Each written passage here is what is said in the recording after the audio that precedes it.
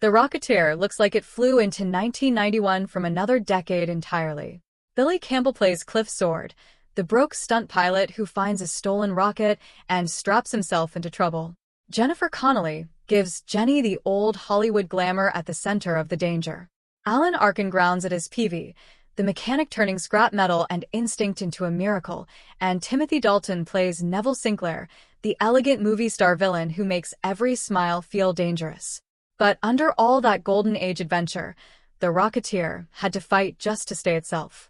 Nearly every studio in town passed on it, convinced the movie had arrived in the wrong decade entirely. Once Disney finally said yes, they came back wanting to rebuild almost every piece of it, including the man under the helmet. And one throwaway joke around the villain quietly pointed at another screen legend Dalton was carrying with him. These are 10 weird facts about The Rocketeer, the Disney adventure built like a Saturday serial and released into a decade that had already moved on. Number 1. The Rocketeer was never supposed to be The Rocketeer. He was supposed to be a backup feature in someone else's comic. In 1981, the independent publisher Pacific Comics came to Dave Stevens with a small, low-stakes job. A short feature to fill the empty pages at the back of someone else's book. 6 pages, 2 fill-in issues, almost no rules. They told him he could draw whatever he wanted. The only problem was that Stevens did not have a story yet. So instead of writing one, he just drew. He sketched a single promotional image of a helmeted figure with a jetpack, sent it in, and, to his surprise, Pacific loved it. The character debuted in early 1982. He was not building a franchise. He was indulging himself.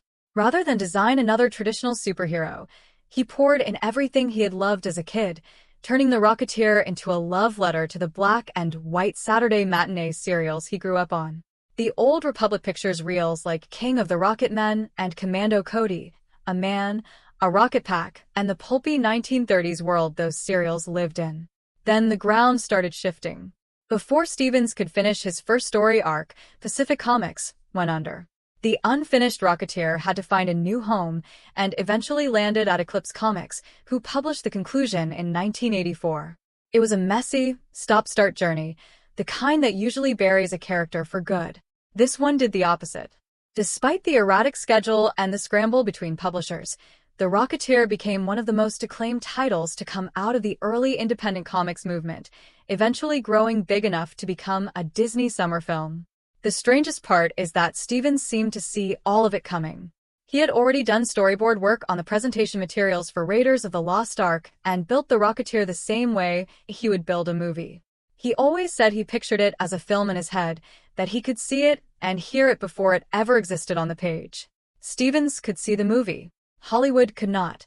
Number 2, for 5 years, every major studio in Hollywood passed on The Rocketeer. Not because the idea was weak. Everyone could see what it was. The problem was that nobody believed an audience would show up for it. Batman would not arrive until 1989. Dick Tracy until 1990. Without those 2 films proving a stylized period hero could fill seats, every executive in town looked at The Rocketeer and saw the same thing, a nostalgic comic about a jetpack pilot in 1938, beautiful on the page and suicidal at the box office. Co-writer Danny Bilson said it plainly. They got there, he admitted, about 3 years too early for their own good.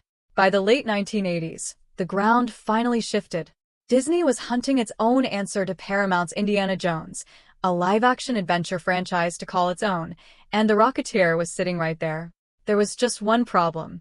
Stevens and his writers had spent years actively avoiding Disney, afraid the studio's budget consciousness would shrink the film into something safe. The studio they had been running from was now the only one still willing to make it. Disney signed on anyway, sealed by writers Bilson and Paul Deo refusing to modernize the script and delivering one that stayed fiercely faithful to the strip's 1930s roots. Disney saw toy shelf potential, liked that Rocketeer rhymed with Musketeer, and committed to a full trilogy. The final piece was director Joe Johnston, an industrial light and magic veteran behind Star Wars and Indiana Jones, who had spent years building model planes and studying vintage aviation. He was exactly the kind of person who would refuse to fake the flight sequences. After 5 years of passes, the project finally had everything it needed. Then Disney's first creative note nearly broke the film. Number 3. When Disney greenlit the film, Executives wanted the Rocketeer dragged out of 1938. The biggest target was the helmet, that finned Art Deco design lifted straight from the comic. The studio wanted it gone. The push came from the top, associated with CEO Michael Eisner, whose logic was simple. He was paying for real actors, and the audience needed to see a real face. He wanted the comic helmet replaced with a NASA-style astronaut design and a clear plastic visor. To Joe Johnston, that was not a creative note. That was the end of the character. He refused, arguing that the helmet was the soul of the Rocketeer and that swapping it out would gut the very property the studio had paid for. He threatened to walk off the film entirely. The fight became the central creative war of the whole production. Arguing was not working, so Johnston went around the studio entirely. He pulled his effects team aside and quietly built a comic-accurate helmet prototype without authorization, without Disney sign-off, and without any expectation the studio would even agree to see it. A piece of unsanctioned fiberglass built on company time, hiding behind a director's threat to resign. Then he put it on camera. He shot test footage of the finished helmet under proper movie lighting, the angles he had been promising the studio would work. When the executives watched the footage, the argument fell apart. The finned helmet survived. The 1938 setting survived. Johnston had bet his job on a bootleg prop and won. But the thing he fought so hard to keep turned out to be brutal for the men who had to wear it. To stop the helmet looking comically oversized on a human neck, the prop team molded the fiberglass incredibly tight to Billy Campbell's face, leaving almost no room for padding inside. The narrow eye slits gave the actors almost no peripheral vision, forcing them to see straight ahead through a tiny, distorted field of view. Running, fighting, and coordinating stunts inside it became genuinely dangerous. The man playing a flying superhero was, for long stretches, basically blind. Number 4. Disney wanted a star, and Johnston wanted nobody. Studio chief Jeffrey Katzenberg flatly refused to gamble franchise money on a face nobody recognized, so the studio went star hunting. Johnny Depp, Kevin Costner, Dennis Quaid, Kurt Russell, Emilio Estevez, the biggest young names in Hollywood were all in the mix. Johnston rejected the entire list. His reasoning came straight from the character. Cliff Sword was not a celebrity. He was a broke, down-on-his-luck racing pilot who could barely make rent, let alone be a superhero. Drop a famous face into that role, Johnston argued, and the everyman charm collapses on contact. The audience had to believe the vulnerability, the rent he could not pay, the panic in midair, and you cannot believe any of that off a face you already know. So Johnston went looking for one nobody knew and found it in a relatively unknown television actor named Billy Campbell. Campbell had the 1930s jawline, a towering 6'4" frame, and a boyish, genuine enthusiasm that fit Cliff exactly. To Johnston, he was not an actor who could play the part. He was the part. But wanting Campbell and getting him approved were two different fights. Katzenberg would not greenlight an unknown, and the standoff dragged on for months. So Johnston forced the issue the same way he had forced the helmet. He shot a detailed, expensive screen test, Campbell in the full leather jacket, the helmet in his hands, lit and shot exactly as the final film would be. When the executives watched it, the argument fell apart. Campbell did not look like an actor playing the Rocketeer. He looked like Dave Stevens's drawings lifted off the page and made real, the exact thing Katzenberg had been chasing with his A-list, found in a 6'4" unknown. Number 5. The girlfriend at the center of the story came with a history the studio refused to touch. In the comic, her name was Betty, openly modeled on Betty Page, the 1950s pin-up legend famous for her dark bangs, classic Hollywood looks, and her adult modeling work. By the early 1980s, Page had been largely forgotten. Then Stevens put her likeness on the page, and the Rocketeer comic is widely credited with reviving Betty Page almost single-handedly, dragging that vanished 1940s pin-up look back into the light for a new generation. Then Disney bought the character, and the problem became obvious. The movie was going out under the Walt Disney Pictures banner, the family-friendly one. A girlfriend built on that history was never going to survive. The studio renamed her Jenny, rewrote her into an aspiring Hollywood actress, and quietly softened away everything that tied her to Page. But Johnston did not want to lose her face. The backstory could change and the edge could be sanded down, but he still wanted an actress who physically embodied the striking classic beauty Stevens had been drawing for a decade. A young, Pre-famous Jennifer Connelly won the role, beating out several top actresses of the era. When Stevens watched Connelly walk onto the set, dark hair, old Hollywood features, he was deeply moved. He admitted the studio had gutted the character's history, but said her physical presence captured the sweet yet fiery essence of the woman he had been drawing all those years. The studio took away the backstory. The face had to stay. Number 6. The man cast to play a flying superhero was afraid to fly. Not afraid of heights, which is the strange part. Campbell could dangle from 100-foot wires or stand on a massive Zeppelin mock-up without flinching. His fear was specific and almost surgical. It was being sealed inside a moving aircraft with no control. He does not like being in the air and strapped to an engine. He even owns and flies a hang glider. He just does not trust the thing with a motor. He has called himself a white-knuckle flyer whose palms start sweating the moment he steps onto a plane, a ritual inherited from his mother of kissing the outside of the aircraft every time he boards. Then Johnston put him in exactly the situation he feared most. The director wanted the flying to feel real, so he used actual vintage aircraft, including the GB Air Racer flown by world-class stunt pilot Craig Hosking, strapping Campbell into the cockpit while the pilot pulled extreme, stomach-churning maneuvers. Campbell did not fake the reactions. He admitted he was completely miserable and horrified up there.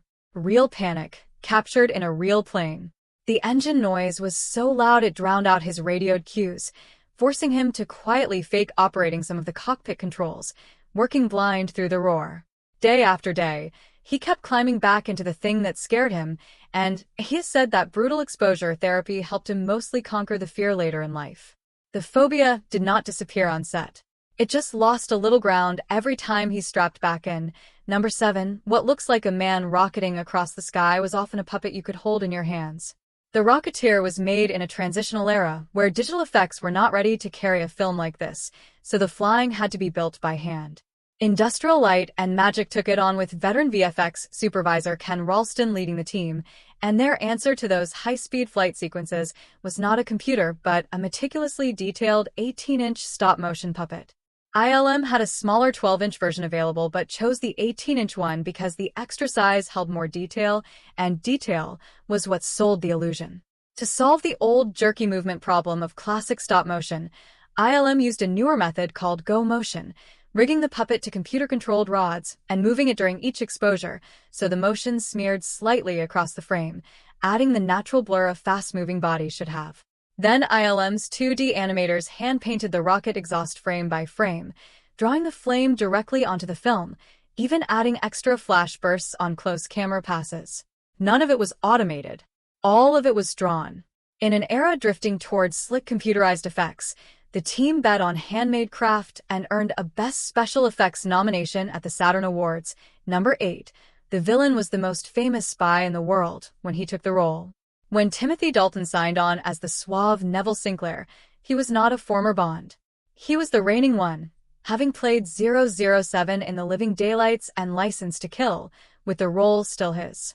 The audience watching the villain stalk Cliff through 1938 Los Angeles was watching the current James Bond do it.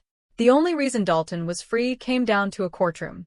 A legal dispute between studios had frozen his third Bond film indefinitely, the long hiatus that eventually led to GoldenEye. Sinclair is a dashing Errol Flynn-style matinee idol, a swashbuckling movie star beloved by the public and secretly working as a Nazi spy. The most recent James Bond was now playing a glamorous screen hero with a hidden double life. Then the movie wrote the line, anyway. During the climax atop the burning Nazi Zeppelin, Cliff taunts the villain mid-fight. "Where's your stuntman now, Sinclair?" "I do my own stunts." The exchange was aimed directly at Dalton, who is known around Hollywood for insisting on performing the vast majority of his own stunts as Bond. The casting was the joke. The line just made it official. Number 9. James Horner scored more than 100 films across his career, including Titanic, Braveheart, Apollo 13, and Avatar, a list long enough to anchor most composers' legacies on its own. The Rocketeer is the one his fans keep coming back to. Sweeping and Americana-flavored, soaked in that old sense of flight and wonder, the soundtrack is frequently cited among Horner's very best work. The main title and takeoff cue is the crown jewel, a gorgeous theme swelling with pure wonder and aerial thrill. The flying circus is praised as one of his greatest action cues, all aggressive brass and driving percussion. One critic paid it the highest compliment possible, calling it the best John Williams score John Williams never wrote. The film never got a sequel, but the score only grew, earning a full remaster years later and pulling more of Horner's catalog into the light alongside it. Number 10. The critics showed up for The Rocketeer. The audience did not. It opened on June 21, 1991 to $9.6 million, good enough only for fourth place, and never cracked the weekend top 3 again, finishing with around $46.6 million domestic. The release date was close to a death sentence. Robin Hood, Prince of Thieves had opened the week before. Terminator 2 landed the week after. A handmade Art Deco adventure never stood a chance in that crossfire. Roger Ebert gave it 3 out of 4 stars. The film pulled 4 Saturn Award nominations and 1 Best Costume. The work got recognized. The tickets never followed. For Disney, that gap was fatal. The studio had wanted a Batman-scale franchise, a trilogy, a whole engine of sequels. The soft opening killed all of it. The sequels were scrapped, the merchandise dumped into discount bins, and the people who made it carried the loss differently. Johnston walked away bitter, complaining of studio interference and telling Premiere magazine he never wanted to work for Disney again. Campbell blamed the marketing, arguing the gorgeous painted poster spoke to adults and collectors, but never sold the film to the kids it needed. But the story did not end in the discount bin. Over the decades, The Rocketeer found the audience it missed the first time, becoming a genuine cult favorite and a pioneering blueprint for the modern superhero film. The franchise died in 1991. The movie did not. It just needed the rest of us to catch up.